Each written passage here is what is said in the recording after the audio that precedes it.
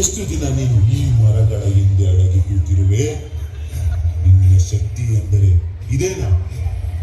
ಈ ಆದಿವಾಸಿಗಳು ನಿನ್ನನ್ನು ದೇವರು ಎಂದು ಪೂಜಿಸುತ್ತಾರೆ, ಆದರೆ ನನಗೆ ಅವರು ಕೇವಲ ಅಡಿ, ಮತ್ತು ನೀನು ನನ್ನ ದಾಸಿ. ಇಂದು ನಾನು ಮರ ಕಡೆದು ಬೀಳಿಸುತ್ತೇನೆ.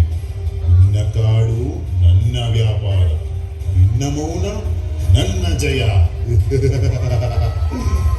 ಬಾರಣ್ಯ ದೇವಿ ಬಾ, ನೀನು ನಿಜವಾದ ದೇವಿಯೇ ಆದರೆ ನನ್ನನ್ನು ತಡಿ.